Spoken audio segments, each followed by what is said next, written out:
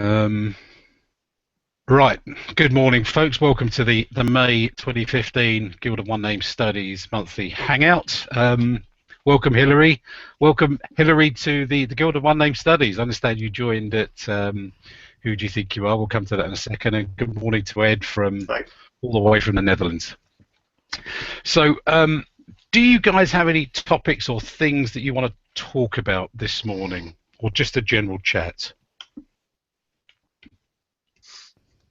I think just a general chat maybe at the moment. All right, fine. I'm not sure if our friend who's just joined would like to ask any specific questions, because I know I had a lot and I've not been a member for very long.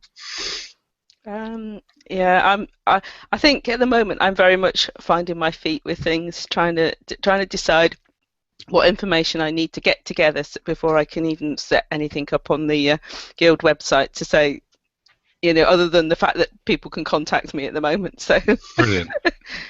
So Hilary, you joined at Who Do You Think You Are? Did you register a surname? Yes, I have registered a surname. I've registered the surname ROSLING. ROSLING. Yeah, which is actually a surname which is was found mainly in Lincolnshire in sort of around the 1881 census time. It was mainly in Lincolnshire then. I think some people may have moved to a few places in this country, but I think there's also quite a lot of Roslins up in Scandinavia somewhere, which is where the surname may have originated. I'm not sure if it originated there or whether there's more than one origin. Obviously, something I need to investigate. Well, that's interesting, because Ed, I think, if I remember rightly, and I might not, I'm getting to that age where I forget stuff, you've got a Scandinavian surname, or potentially Scandinavian. Yes, yeah, potentially, yeah. With the sort of Frisk type of root surname, and just hazarding a guess, that's probably where the Friskin name came from. Yeah.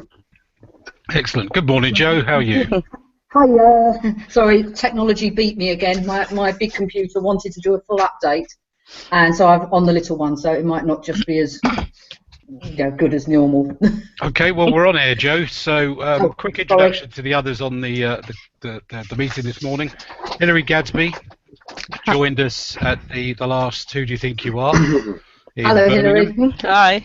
And Ed's based in the Netherlands. Ed, Joe, Hilary, Joe. Joe's based in Nottingham. Yeah. And we were just talking about Hilary. She's joined the Guild, registered the surname ROSLING, which appears in Lincolnshire around 1881, but maybe so close. In the Scandinavian origin. We'll come back to Who Do You Think You Are in a moment, because for Ed and perhaps for Hilary's benefit, have you been, Hilary, to Who Do You Think You Are before? I'd been once when it was in London, right, and I also went to Roots Tech this year as well. So I've recently done a blog post on the Worldwide Genealogy blog that Julie Goucher runs about. I did a little bit of a personal comparison of the Roots Tech and Who Do You Think You Are live on Tuesday, I think it was. I posted it. So fabulous. Yeah. Well done. And I know, Joe, you were there at Who Do You Think You Are this year. Yep. But some numbers for you. Where are we? Here we go. If you recall, Who Do You Think You Are has been at London for the past few years, and for various reasons, some of the organisers there wanted to move the location around the country, or certainly were considering that. Now, what happened this year, the venue, Olympia, was pre-booked by someone else, so the organisers of Who Do You Think You Are had a choice of either changing the date and keeping the venue, changing the venue and changing the date, which was the option they plumped for. And there was some discussion on the run-up to Who Do You Think You Are, whether or not being located in the Birmingham at the NEC would be a success for the show. Hilary and Joe, I'd love to hear your feedback in terms of whether or not you thought the show was a success based at Birmingham. Personally, I would have preferred it stayed in London. It's more fun being in London, and being at the NEC, it's like being on a huge industrial estate. And there is nothing there apart from just dozens of showrooms. So we were near, yeah. Hello. You were saying you were near, or we were near. Hello. Hello, Joe. Can you hear us? No, I'm. Technology has temporarily failed us. Okay. Okay, it's not my fault then. No, blame the computer. That's the default protocol. Blame computers. Yeah. So, Hilary, what was your experience of Who Do You Think You Are? Do you think it was a success moving to? Well, I only attended on the Saturday, and I just came down for the day. And in terms of getting there, because I live in the north of Wales, actually it was a heck of a lot easier. I didn't have that trip across London, I can hear you. And it certainly was much better in terms of getting there. I think. Like a lot of people, I probably only attend on a day, and I don't. I would imagine it's a bit different for people that stay over, are there all 3 days. If there's not a lot to do after the show, and in terms of getting together and that sort of thing, it probably is a different experience from that point of view. I didn't network very much, I must admit, at Who Do You Think You Are Live, possibly because I was signed up for like 3 talks and things, and by the time I'd been to those, I didn't really have a lot of time to do much else other than have a wander around and look at some of the things that were there. I've probably got a slightly biased view. I mean, other people will obviously have a different view if they spent more of their time actually looking around the various vendors and that, I would have thought. I'll just butt in here. Sorry, Bob. Hilary, you'll really enjoy the next Guild conference if you choose to attend, and I would thoroughly recommend that you do. I went earlier this year to this last one for the first time, not long after joining the Guild, and it was fantastic as a newcomer. They give you a nice little red card to hang around your neck, so everyone knows that you're the newbie.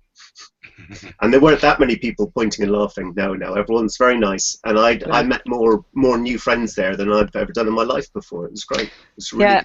I found Roots Tech was better in terms of networking, but that's possibly because I was already familiar with quite a lot of people through online, through Hangouts and things like that from the US, and there were quite a lot of people from Australia there, and I met a few people from the UK that I hadn't met in previously because there were people that attended the Roots Tech 2 sort of as a presenters and things like that, and I found that was a better in terms of that type of networking than Who Do You Think You Are Live. But I'm intending to go to Who Do You Think You Are Live for all 3 days next year. I'm probably trying to volunteer to help out on something. I belong to quite a few family history societies and things like that. I thought maybe one day volunteering, a day going to some of the talks, and another day just wandering around and getting to know people would be a better way of using the show as if I possibly can. So I'll just see how things go there, and I certainly intend going to the conference next year if I can as well. Yeah, you'll really enjoy it because you just you share the space with so many other really enthusiastic people. I thought I'd met enthusiastic people before I went there, but it's put it in a whole new light for me.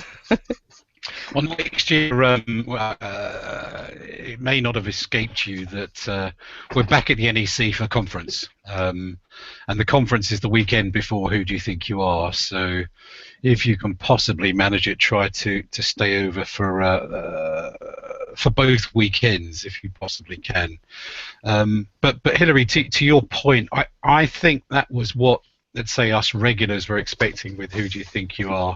With it being based in the Midlands, it's much easier for the day trippers to go to Birmingham early perhaps and then get back, but only to spend a day there. That said, the feedback from the folks who were manning the stands, various family history stands, there's quite a few guild members who also double up in committee or stand volunteers for the local family history societies. The feedback was that there was a very, very steady stream of traffic in terms of visitors from, if you like, from the start on Thursday right through to the end on Sunday, with good footfall, good traffic to the stands. I did notice that the aisles between the stands seemed to be much bigger than at Olympia, so it didn't look quite so busy or as manic as Who Do You Think You Are. But some numbers for you guys. Across the show, we had 19 people join the guild on day 1. We had 21 join the guild on day 2, and 16 people join the guild on day 3. That's totaling 56 members who joined us at the show. And there were 5 others who signed up after the show, giving Who Do You Think You Are as their reason for joining. And of those, say, 61 new members, 37 new surname studies were registered as a result of those folks joining. Across the whole of April, we saw an increase of some 96 new members for April, which is a record by a very long way for any month that we've enjoyed. So I think from a pure numbers point of view, it looks like it was a very successful show for guild folks. Any thoughts, comments?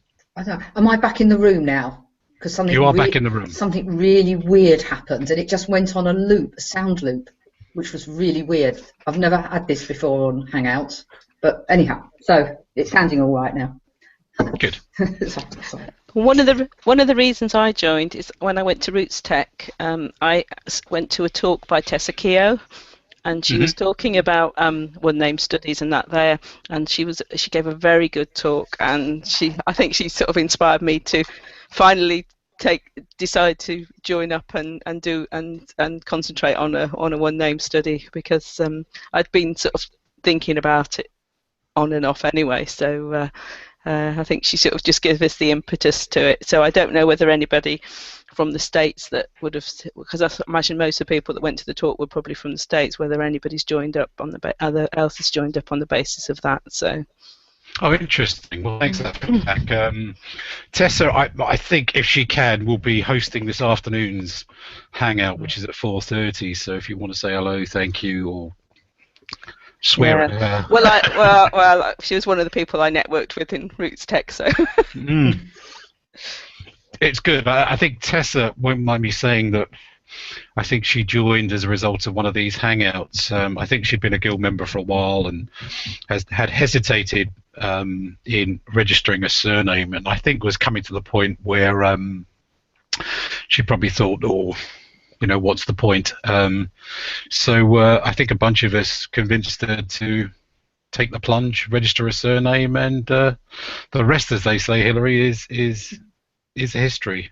She's quite a high-profile blogger, and certainly within the family history circle. So excellent. You can chalk up a name. I think we've all perhaps got a name, a member who was most influential in helping us to join the organisation and register a name. So that name, Hilary, will stay with you for forever now. Okay, let's go back to conference. Ed, I know you talked about conference this year. Hilary, this year it was in Lincolnshire, so you missed out on that. But that said, the conference moves around the country each year. This year was interesting because it was a combination of workshops and educational talks with multiple streams. So you could choose which particular route you went down.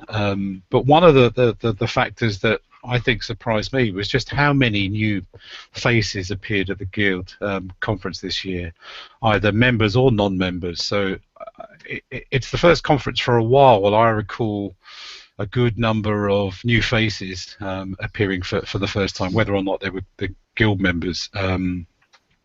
And for some of us saddos that go every year, and I think Joe's been to even more than I have, it'll be interesting to contrast the two experiences of, let's say, a newbie to conference versus a regular.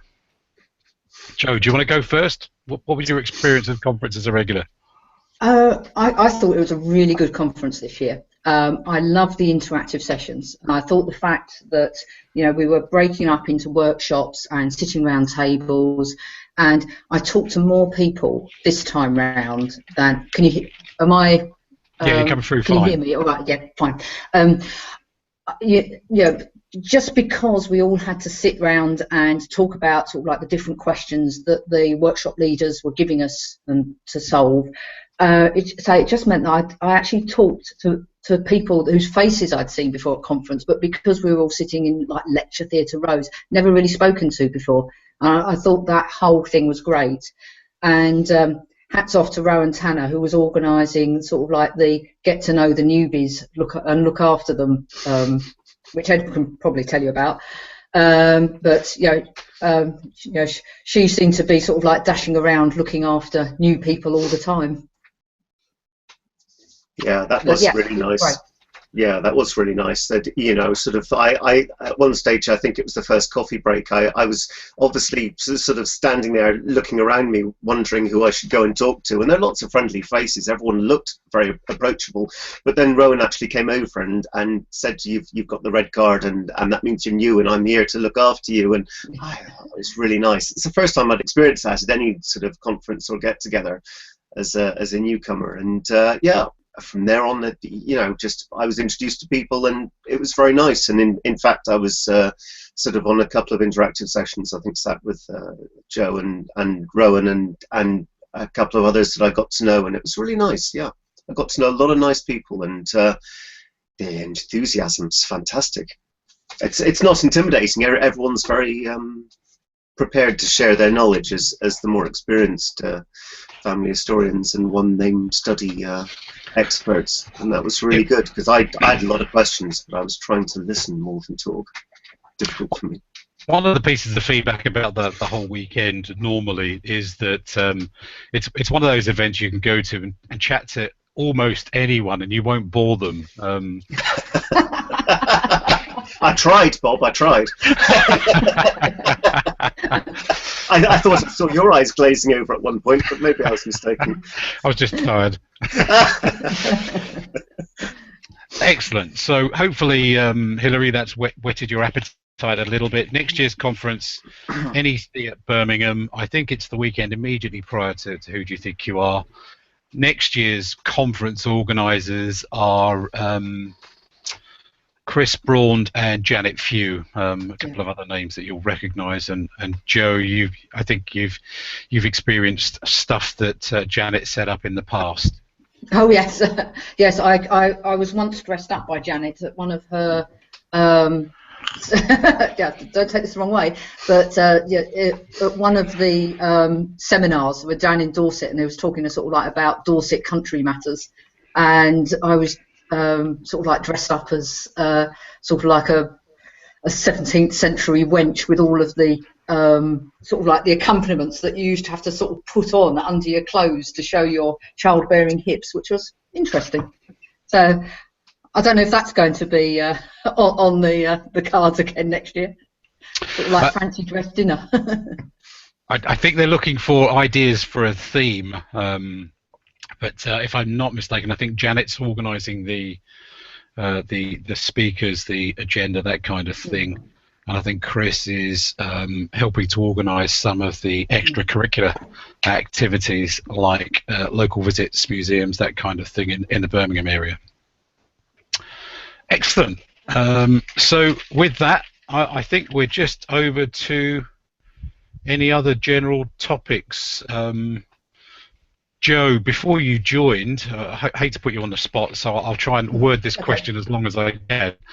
Hilary was getting herself organised to take the plunge in her One-nMae study as such. Do you have any tips for Hilary about where to get started, how to get started, that kind of thing? How did you? And maybe we could talk about how we both do our studies, and how different they are, and maybe Hilary can help to inform Hilary and perhaps to some extent Ed about how they're undertaking their studies. Okay. So, well, I've started my study as a very personal one to try and track back my own Fitzhenrys, and believing that all Fitzhenrys were related, started collecting them all and just trying to put them into groups. And one of the first things that I did was to get a decent family history software. Now, I've been with Family Historian since the year dot, and for my mind, it's the perfect bit of software for what I need, and everything goes in there.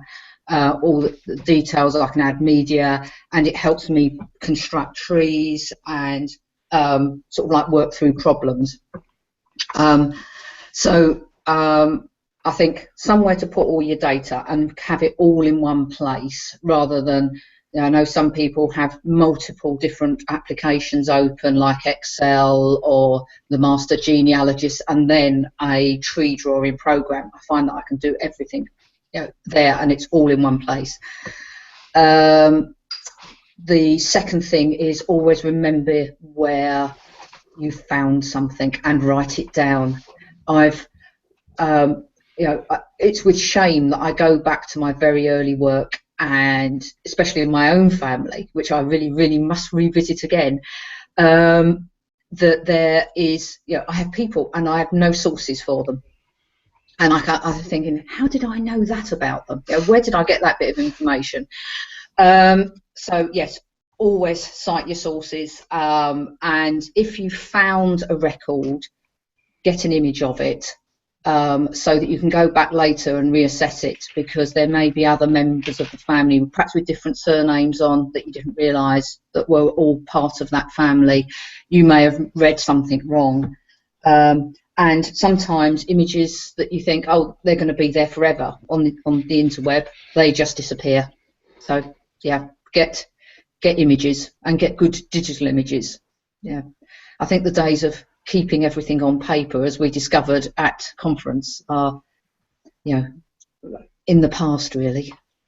And Hilary, if it's not obvious to you, I'm going to try and explain how Jo is doing her One-nMae study and try and highlight how it's different to how I'm doing mine as such. So Jo started with family trees, so she will do family reconstruction from the start and enrich families as she goes. She only uses a family history program with support from maybe spreadsheets, that kind of thing. Yeah. Now, when I started exactly the same way, but I was only doing my own family, and I must admit, when I started, I had more enthusiasm than skill. So I've got the same issues as Jo, and I was tempted by a guild member to start a One-nMae study, and I do remember thinking, what a ridiculous idea. Why on earth would I track down all of the folks called Cumberbatch, especially as very few of them will be actually related to me. But for whatever reason, I started. But I decided to run my study slightly differently. As I look back, I think, I was more lucky, because I think one of the documents that's incredibly useful now is the 7 Pillars of Wisdom. And one of the things that suggests is an outline task list to get you started. Now, it just so happens that I've got a place name based surname, so it was easy to start with collecting sources. So what I do that's very different to Jo is that I'll go after maybe births, marriages, deaths, census records, and I'll grab all of them as raw pieces of data, and then I'll analyze them and add them to the trees afterwards. There's pros and cons, I think, to to each approach, and there's no right way and there's no wrong way. You just do it the way you feel most comfortable with. The issue for me, and I can only really talk about the downsides and the upsides of the way I do it. I mean, the downsides are that my own ancestry does not originate in the UK. So the drudgery of going through the 1841, 1851, 1861 census, knowing that I am not going to find any of mine in those records, was incredibly tedious. And even though I've got a medium-sized study, there's maybe 600 people in 1881 in the UK and maybe 700 people in Barbados for the same period. By the time I've extracted all the births, marriages, and deaths, I do have duplication, because when I started, the equivalent of free BMD had limited coverage. There was some stuff on what was then called 1837 online. Ancestry had some stuff.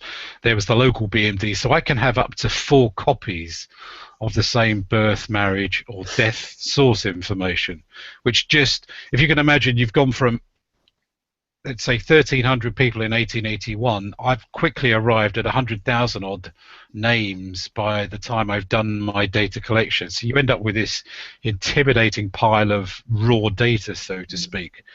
The advantage, on the other hand, is that it catches all of the unusual spellings, so that the chances of not finding someone when you come back to those record sets to deal with them is less. But it can be extremely tedious doing the raw data collection and the analysis, because consciously I left the family construction to the end. I think that's the bit that we all perhaps like the most, and were I to do it again, I'd probably do a mixture of both. I wouldn't necessarily do one solely over the other. Joe's raised a really important point about sources.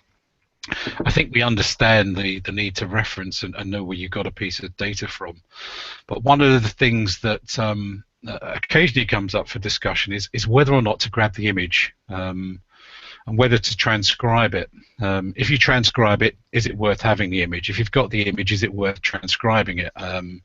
Now, I do both, to be honest. I grab the image and I use that as a reference, and I transcribe it, because then it can be searchable from other sources. But it's just an indication of how different the two approaches can be. That's not to say that one's right and one's wrong. But you can end up with an intimidating pile of just raw data, and knowing where to start. You know, sometimes you might get an email from a member of the public saying, "What can you tell me about dot?" And that might be enough for me to trigger the vertical grab through the data I have. The other issue, the downside of taking what I would call a data-led extraction approach.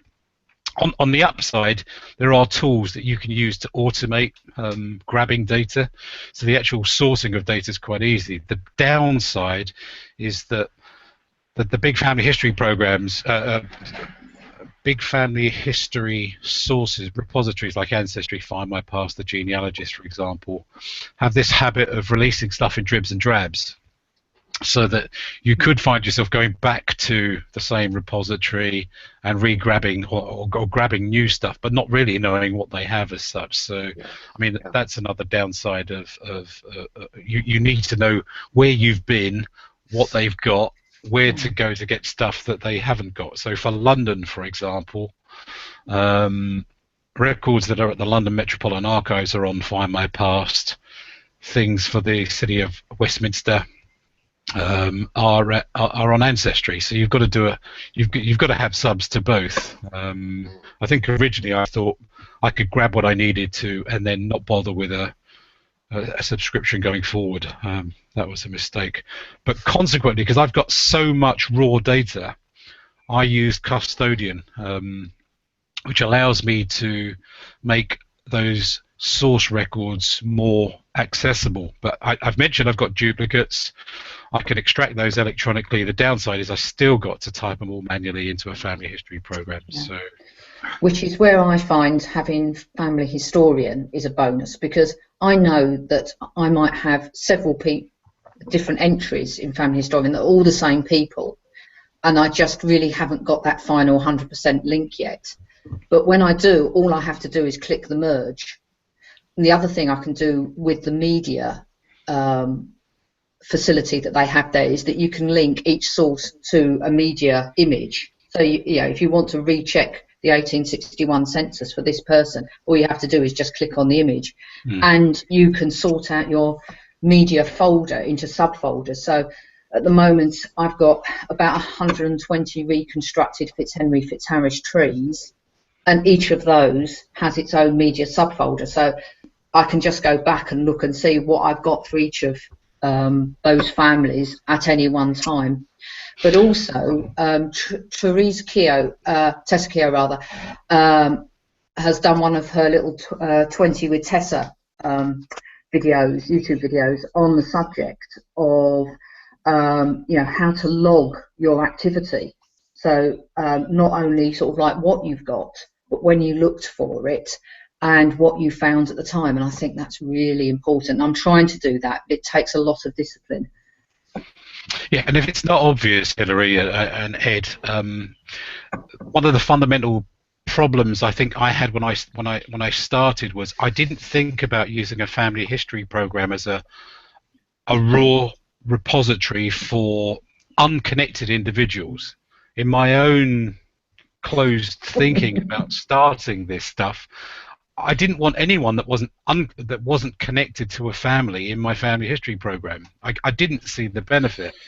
But in reality, I could have had 4 births all having the same details with the same individual, which, as Joe says, in a family history program, then you can just merge and you've got 4 different sources for the same individual. That's probably one of the tips. Yeah. Another tip that I've got from Joe is about how you handle things like wills, for example. How do you transcribe a will into a family history program? Okay, you're going to have the record attached to one individual, but a family historian has this ability to have an associated person. So you can link other people into your, if you like, your master index of names because they've come from that record. Ed, now that you can see how we did our respective studies slightly differently, which would you think you're most aligned to in how you've conducted yours? I started in April, March, April last year. I had a little bit of a time out over the summer when I was doing some heavy DIY work here at home, and then picked it up again, and I think I joined the Guild in about November. And of course, going up towards November, I collected so many of my family name, trying to figure out where I was from and where I fitted into my own family name tree, that indeed, after collecting so many Jameses and Williams and Davids and all the other ones, I pretty much figured, well, I should just collect all of them worldwide. And then I came across the guilds, and I thought to myself, oh, that's interesting. So that's how I ended up joining. But yeah, I pretty much like yours, Bob. I'd actually, towards the start of the summer, I had started collecting so many that I figured, well, now I might as well just head to a spreadsheet and take a raw dump from the free BMD for the births, marriages, and deaths. And I was fortunate that a lot of my family was from Northumberland and the Scottish borders, so I went to Scotland's People and basically did a raw census dump on the births, marriages, and deaths, and just I've got them all together on several different tabs of a spreadsheet. Yeah, so it's sort of data led, but I was doing simultaneous reconstructions, so trying to find a place for all of those individuals as I went along. Yeah, so I've got a spreadsheet with multiple tabs, and I can share it if you like, Hilary or Bob. And yeah, I embolden the text on each row entry as I figure out who they are and where they fit into the tree. What I do, Amy. Sorry. Go on, Joe. I was going to say, how are you constructing your trees, Ed? So you must be using another program. Yeah, I'm using Ancestry because I figured in the beginning, I'm afraid it's a sort of lifetime way of thinking for me. The larger the community, the sort of easier it is to figure stuff out, for better or for worse. And I appreciate a lot of people don't like Ancestry because it's a little bit too free-for-all and a little bit too easy to randomly add lots of stuff from other people's trees, even if it isn't correct. But to my way of thinking, the large community is fantastic, because at least there's a very good chance that other people will have used the same records that you're interested in and the same sources, and that in turn will help you to figure out things, even if you do have to very carefully pick and choose what to look at from others' work. But usually on Ancestry, I've found personally it's quite easy to tell who are the experienced, careful users and who are the rather too enthusiastic amateurs.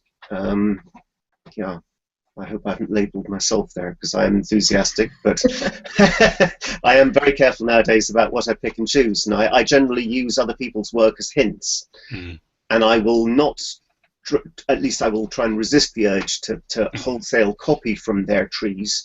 I will simply look at the records, the source records that they've used, and then take those records, those individual records, and add them carefully one at a time into my own tree, looking at the sources, referring back to my spreadsheets, trying to figure out who is who from that. So yeah, it's a sort of a holistic, sort of all-encompassing approach, but it's worked so far very well for me, and I seem to have figured out nicely who's who. But I'm fortunate that I've got a small study that's based where it is, and you know, I can use the Northumberland and Free BMD and Scotland's People and all the rest of it.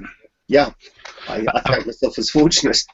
I had a question from a YouTube viewer. It says, "What do you do with the intimidating heap of raw data?" I think that's my quote. Though they also have Custodian, but is it just a matter of plodding through the data? Very tedious. If you have a medium-sized study with lots of people, absolutely yes. That's the downside of this approach. You do have to plod through the data.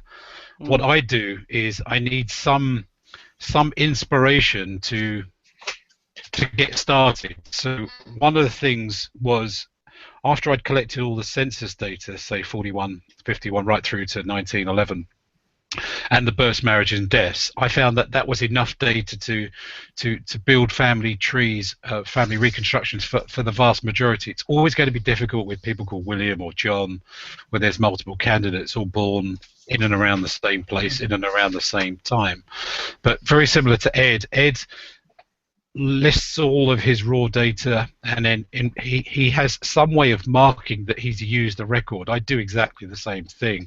I add an identifier in a field to say that I've used that particular birth for that particular person, for instance. And then if I go back and try to reallocate that, then I've either made a mistake, which is always possible because we don't have certificates, or I know that some detail on a census perhaps is not quite so accurate in terms of birth date estimates. So yes, it is a matter of going back to the raw piles of data, grabbing what you can. But once you've allocated a birth and you've rounded up maybe 3, 4, 5 copies of the same record, then it's done, right? You only do that allocation once. Yeah. Yeah. So if I can just butt in, of course. What I found particularly beneficial, in fact, I couldn't have done it using any other approach. So more recently, I was looking for the first wife of my great-great-grandfather, and it wasn't even clear where she had died, and she'd actually died in childbirth, as most family historians had suspected. But we had no idea, and in fact 2 other family historians had searched for this particular record, a time and a place, for the last 2 decades without success. I had managed to find it. What I'd done was basically I'd looked for all of the Janet or Jessie or Janet Friskins, but I'd rounded off and successfully concluded where all the other ones were. And finally, I'd ended up with a record that was called Lessie, but of course that was just a simple transcription error. And it turned out that she had died in Northumberland, in a place, Chester-le-Street, where no one had expected. But it's only by eliminating all of the other possibilities that you're left with, well, a possibility. And that showed me very quickly the value of, okay, the long, painstaking sessions, but why it's worth doing it exhaustively with this sort of approach. You know, if you want to be left with uncertainty, fine, you could use some other approaches, but this is what I'm sticking to. Yeah, I agree. Can I just say what I've done so far? I've gone to and downloaded all the births, marriages, and deaths for the regular spelling of the surname from I think one of the websites. I can't remember which one now. And I've also because Lincolnshire has got images of parish records on Find My Past. I've gone through those, and they've got some surname indexes. So I've gone through that so far and looked at, because I thought getting those down, I'm not going to miss some of them that were just baptized and then died really quickly and missed off the census and everything and that. I've already got a skeleton family tree because somebody supplied me with a skeleton family tree a few years ago, which I want to just sort of build on and confirm everything and that. And I've sort of started the tree from the part of the family, which is my husband's side of the family, which I already know I've got certificates for and things like that to build on. I've got family historian, I've also got custodian, and I've actually got legacy as well. So I've got plenty of software to help build these things. I've started building in family historian, and I'm using spreadsheets for a lot of the things which I had previously been using spreadsheets for birth, marriages, and deaths information from FreeBMD and that, because they're so useful, and you can trying to work out where missing people are. It's really good using I find using those sort of indexes. They quite often point out where you've missed somebody. So at least this indicates. Yeah, at least this is indicating that I'm probably heading along the right lines where I've started anyway, from what other people are doing, which is useful to know that I've sort of not heading completely the wrong direction. Yeah, one of the things I use family. Although I use family historian, sort of like for my main software, I do also use Excel spreadsheets or the free versions, and again find that very useful, and sort of like retrofit in there each person's ID number from family historian and their family group, so that I then, like you, can see, and what Ed has done with where the gaps are, and that's very useful, especially with the Irish lot, who are all called John, James, or Michael. Yeah, we've got some unusual surnames that appear in this tree. There's Peregrine, which is not used that often, and we've got Heffield, which seem to be Christian names that seem to be family Christian names in this family, and so they are really easy to pick out because they're really unusual Christian names. So it's quite nice. Yeah. And which side of Lincolnshire are you, Hilary? Where is your name based? Well, is it on the sort of like the Notts border? It's really I suppose it's round near Bourne, Stamford, the borderlines with Leicestershire, Rutland, that end of Lincolnshire. Although people have moved, obviously. Once they've moved, they've often moved out of county. But I know a lot of the information about people that have moved out of the county from this tree that I've got, and I know roughly there's sort of certain areas. There's only about 2 or 3 areas in the country where they originally moved to, and obviously and if you start going any further, you're getting into living individuals, which you obviously wouldn't want to include too much of those details anyway. So I think I'm going to gradually get there. I just had this tree, and I wanted to confirm as much of this tree as possible as well, because everybody that I've come across with this surname is actually a relation, unless they're from the ROSLING spelt differently up in Scotland, which I believe may not be connected, but I'm yet to be convinced either way with that. So. Maybe we can help Hilary with surname variants. Because I think one of the difficulties I had when I started was knowing what was a variant and what wasn't, and I felt compelled to add some names to my registration when I registered my surname. And one bunch of names I still to this day don't know whether they are or are not a variant of Cumberbatch. So Cumberbatch, Cumberpatch, Cumberbirch, Cumberbeach. But there's another branch or another group. I can't call them branch. It suggests they're related, but another group called Cumberledge, and they have similar origins. They're to the north of Staffordshire, earliest collection of concentration of these folks, whereas the Cumberbatches are South Cheshire, so it's too close to separate by area. So one of the things I think I wished I knew when I started was you can research any variants you wish. If you register a variant, then you are compelled to research it. Obviously, you can delist it later if you wish. So Hilary, I would suggest stick with the spelling you know, and the ones you definitely know are, let's say, are variants of that particular spelling. If you later discover other surname spellings that are a variant, then you can choose to register those. You know, nothing's stopping you researching them anyway. So Joe, what's been your experience with surname variants? Well, the most extreme variant I have for Fitzhenry, which can be spelled with or without a hyphen, and there are sort of like many deviant spellings to that, especially with transcription errors, Fitzhury, Fitzhenry, that sort of thing. The biggest deviant, or the biggest variant I found, which I really hadn't considered when I first started, and I did about the first 7 years, not considering that Fitzharris was a variant, and it's a completely interchangeable variant in the south of Ireland, in the Wexford area where my lot come from.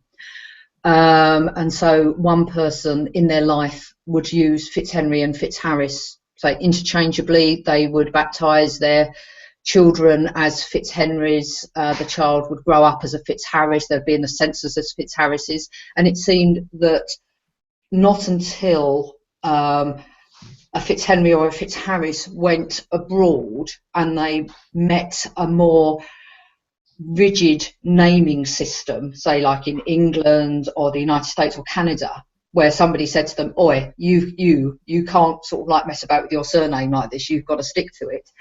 Only then does the family actually stick to that name. So I've got a whole load of Fitzharrises in North Wexford who, as soon as they come over to the northeast of England, all become Fitzhenrys and stay as Fitzhenrys.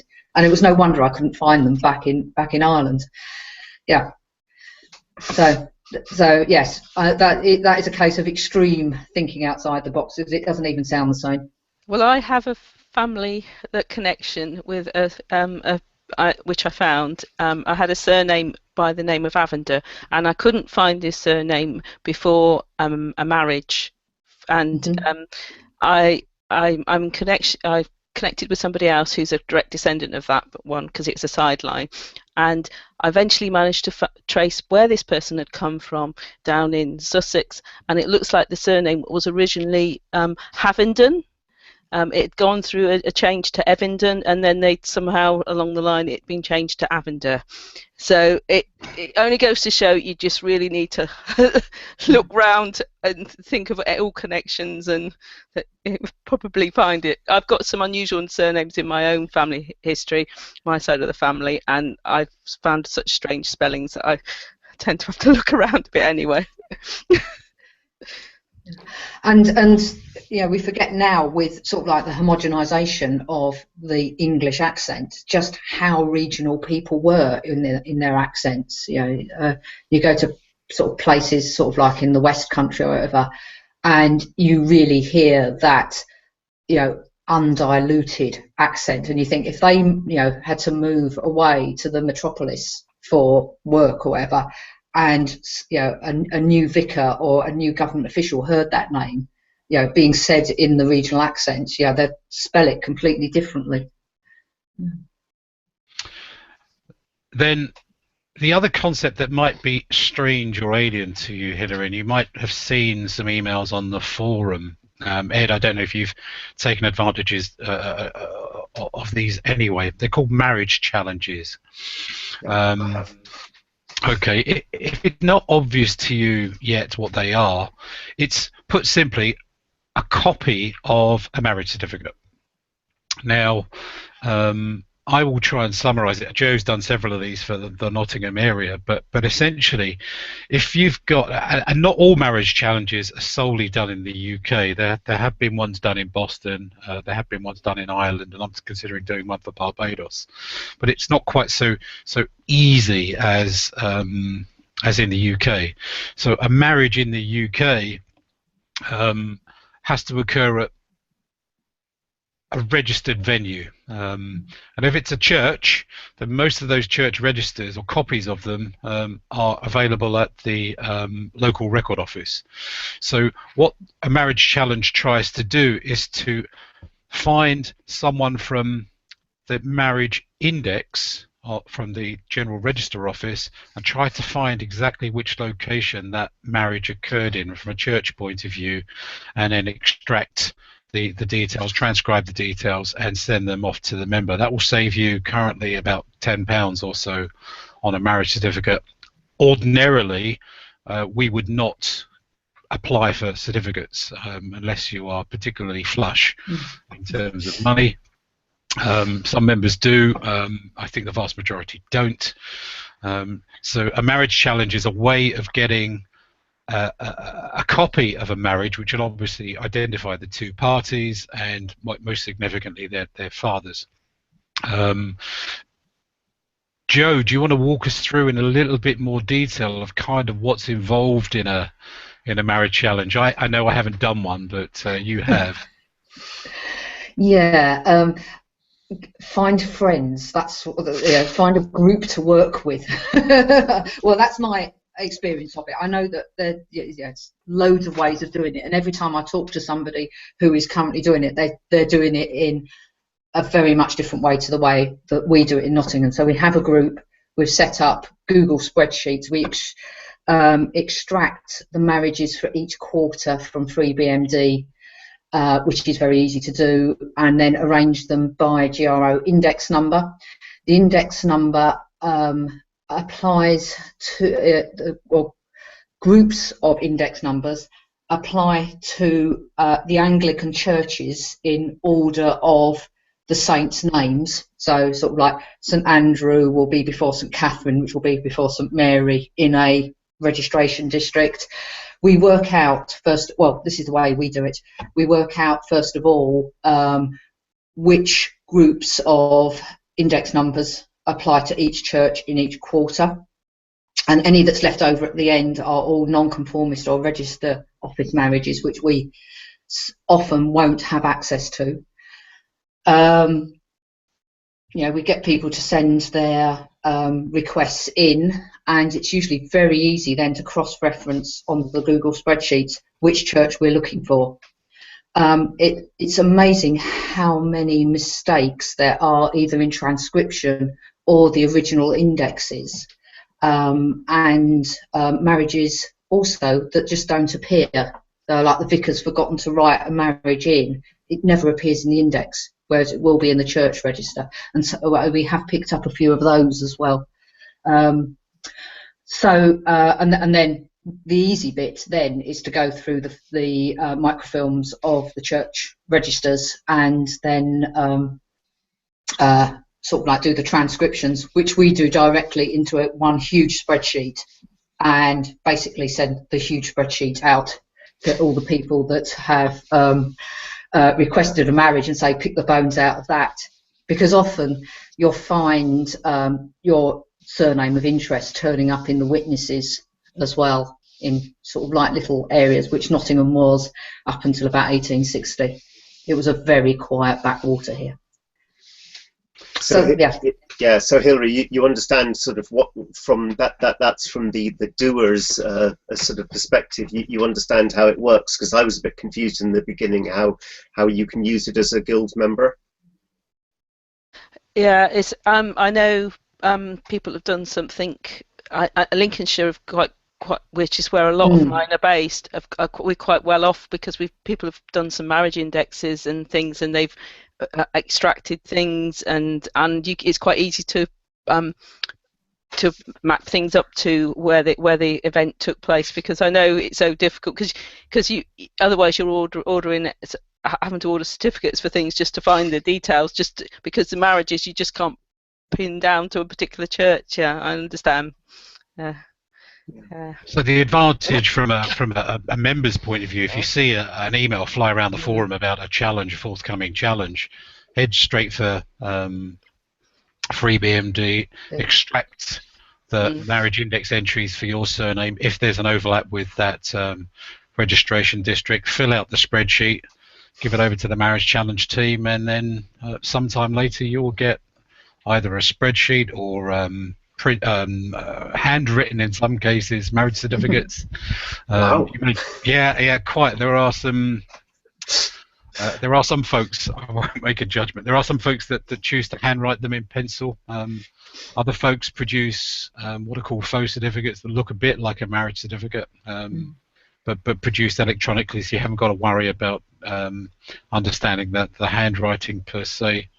And I found it invaluable because, especially where you've got multiple candidates, you know, two Williams born about the same time in the same area, two Johns, whatever the name is. And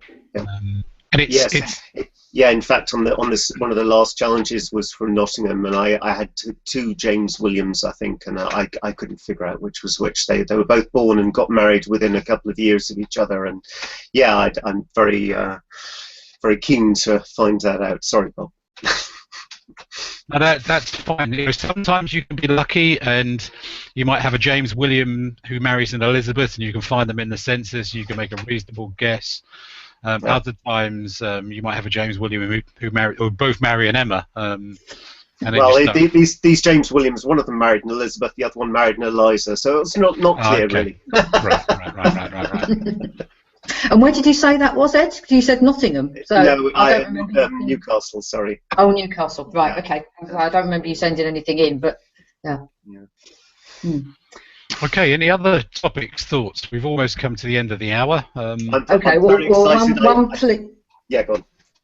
One plea from sort of like the challengers' end of things, the people doing the challenge, is if you see on the announcement that it's wanting to be sent in a certain format, please send it in that certain format, because so many times I just look at a list of just typewritten names. I say, right, send it back, put it in the spreadsheet, so that I can then just cut and paste the rows, because last time round we got about 1,500 requests. So. Yeah, which takes a lot of time to sort out. And to put that also in perspective, this is just for the benefit of anyone who's watching this video later on, and I know I watched a few videos before watching the guilds. This is how the small price of joining the guilds will literally pay for itself in terms of finances for you as a very keen family historian. Even if you're just doing your own family, but let alone if you're doing a one-name study. At £10 a shot for these certificates, you know, you're not really limited about how many of these requests you can put in. You could put 50 of them in if you've got a big family. That's a lot of money. You could do, but some challenges will limit, because it does take a lot of time to do that sort of thing. Especially if we're looking for non-conformists as well, who do not appear in sort of like a chapel or a church sequence. So we have to go through the marriages in the whole quarter.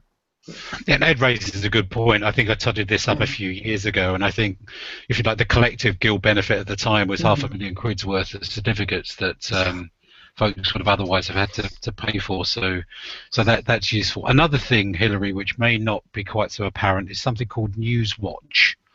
There are a team of volunteers who basically will do extracts from local newspapers.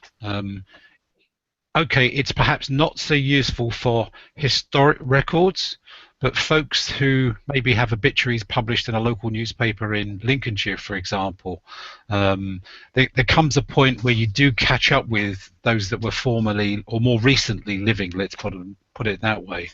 And Newswatch can be a tremendous source of local news for a particular surname from a local area. Any other thoughts? I'm not going to end the call, but I could stop the broadcast if we've got nothing further to discuss. Right, I'm going to stop the broadcast, but I won't end the call.